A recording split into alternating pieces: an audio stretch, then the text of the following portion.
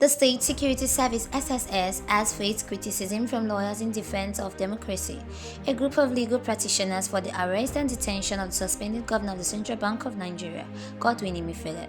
They questioned the absence of similar action against former President Muhammadu Buhari. Speaking on Arise Television, Kingdom Okere, the convener of Lawyers in Defense of Democracy, argued that Emefiele was merely following orders and that the person who gave this order, former President Buhari, should also be held accountable by the SSS.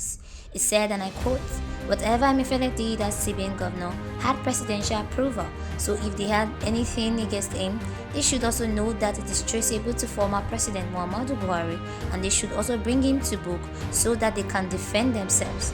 End of quote. Video shows more detail. Saga continues. A high court in the Federal Capital Territory has ordered the Department of State Services to comply with another court's decision restraining it from arresting the suspended Central Bank Governor.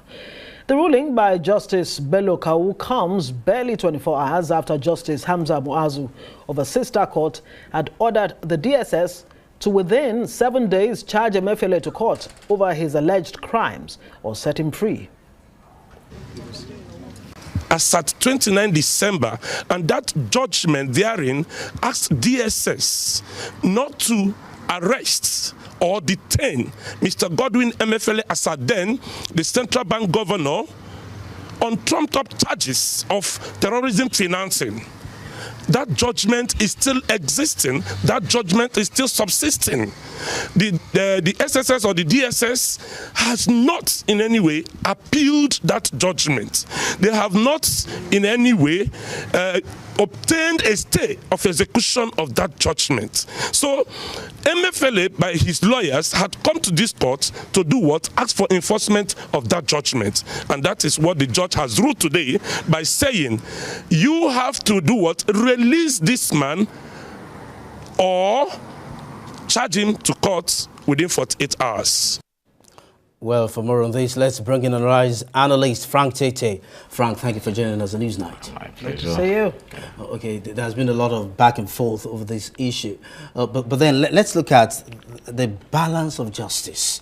How do we balance a suspect's rights with proper dispensation of justice?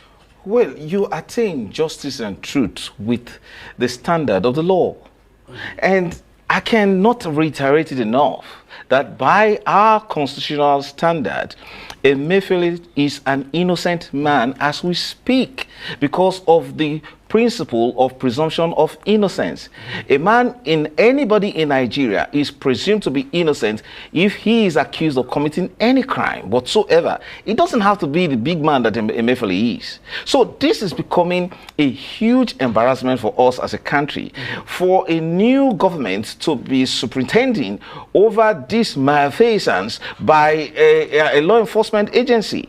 For goodness sake, the constitutional standard is that wherever there is a court of law and anybody is accused or possibly arrested, take that person within 24 hours for trial.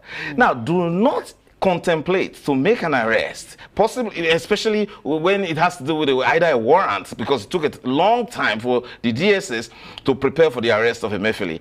Don't even make that arrest if you're not prepared to put that person on trial. It is a very dangerous thing to deprive a person of his liberty when you're unable to prove anything against him. It was becoming manifestly clear that the DSS was going to fish for evidence to support its, charges or whatever accusations he had against Emefiele. And Emefiele is fast becoming a political detainee, and that is not good. You see, we shouldn't have independent-minded persons who believed in the policies that they ever implemented, and to the extent that they will be punished.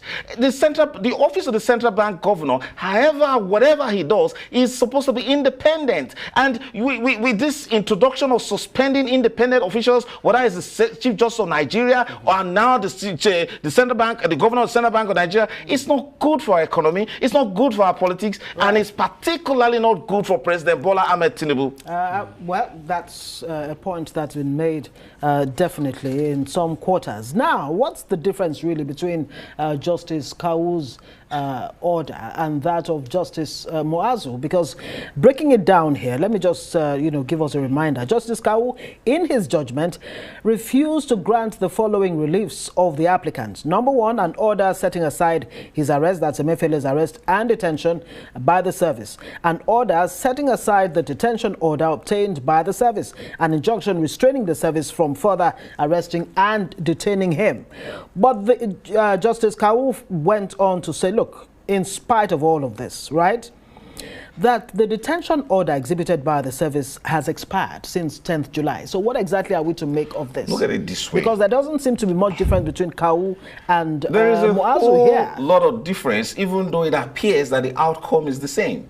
Right. The difference is that the man is already suffering injustice, a breach of his fundamental right to liberty and a fair hearing by his continued detention. And when you file the fundamental rights application, the order of the court is that you better release him or charge the court within 7 days. And we see this strange prevarication by a state institution saying it has already charged him to court when it is unable to make public the charges, the information that he filed against him.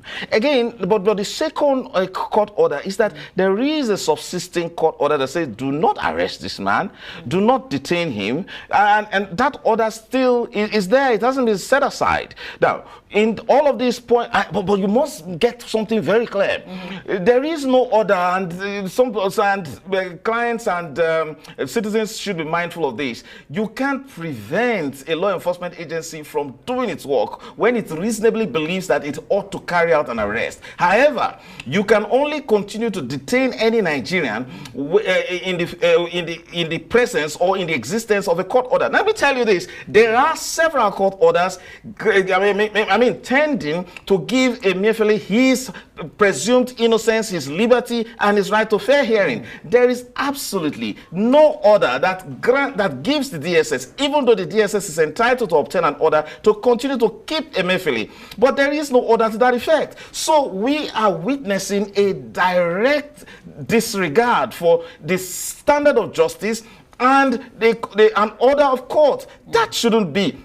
I can take a lot of time to tell you the consequences of the narrative of a government that disobeys court order. What are the consequences? The consequences we witnessed in the last administration, and I'm telling you, an administration that started well with the highest of goodwill ever that recorded in Nigeria's history, blew it up all because it decided to have its own standard, contrary to time-tested standards that guarantee freedom, liberty, the basis for economic growth and prosperity. And so it wasn't a surprise that we saw what happened in the last administration.